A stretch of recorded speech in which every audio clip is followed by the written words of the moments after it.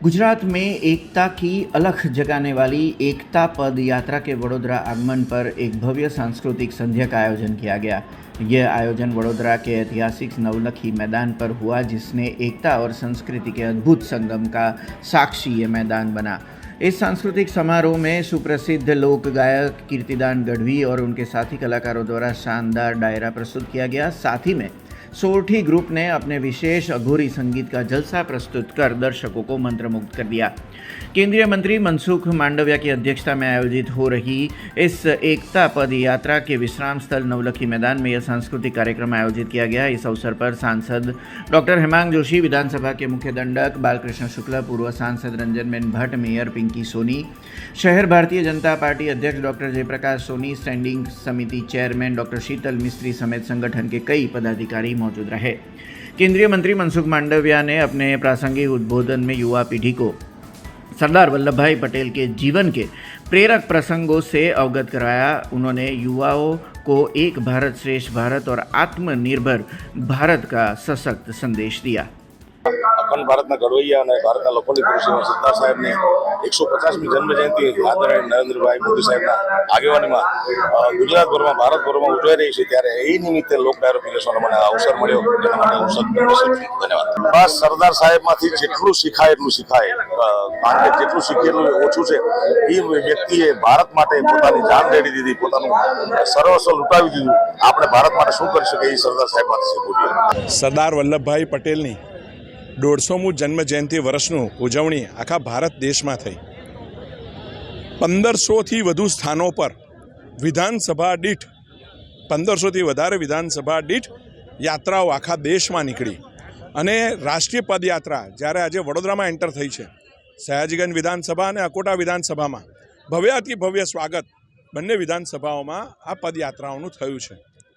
રાષ્ટ્રીય અધ્યક્ષ ભારતીય જનતા પાર્ટીના કેન્દ્રીય મંત્રી નડ્ડા સાહેબ, કેન્દ્રીય મંત્રી મનસુખભાઈ માંડવિયા, પિયુષભાઈ ગોયલ અને અન્ય પણ મંત્રીઓ કેન્દ્રના આજે આ પદયાત્રામાં જોડાયા છે અને લોકોની વચ્ચે ચાલ્યા પણ છે।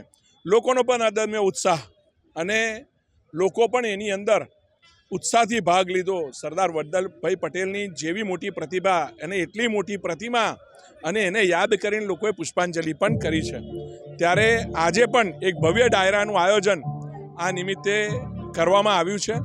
સરદાર વલ્લભભાઈ પટેલને શ્રદ્ધાંજલિ આપવા માટે આ ડાયરો આજે આયોજન થયો છે અને કાલે ફરી એકવાર પદયાત્રા વડોદરા શહેરના નવલખી ગ્રાઉન્ડથી શરૂ કરીને જાંબા તરફથી બહાર નીકળીને વડોદરા જિલ્લામાં જવાની છે। લોકોનો અદમ્ય ઉત્સાહ અને લોકોનો અનુરોધ કરું છું, જે લોકો આજે પણ ચૂક્યા છે એ કાલે પણ આ પદયાત્રામાં આવીને જેને ભારતને અખંડ બનાવ્યો એને શ્રદ્ધાસુમન અર્પણ કરવા માટે આવવું જોઈએ એવો હું નમ્ર અનુરોધ કરું છું। આજની આ વડોદરા શહેરમાં શેરખીથી જે રાષ્ટ્રીય આપણી જે પદયાત્રા આવી તેમાં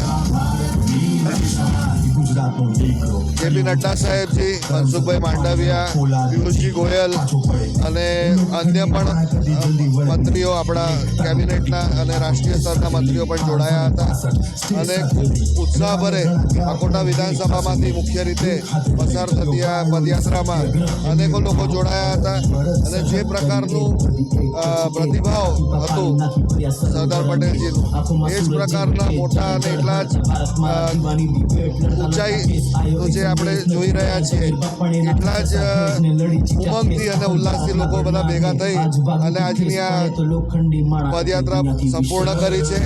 આજે હમણાં નવલખી મેદાન ખાતે કીર્તિદાન ગઢવીજીનો ડાયરો રાખવામાં આવ્યો છે, જ્યાં પણ મોટી સંખ્યામાં કાર્યકર્તાઓ તથા આપણા શહેરના નગરજનો ઉપસ્થિત થયા છે।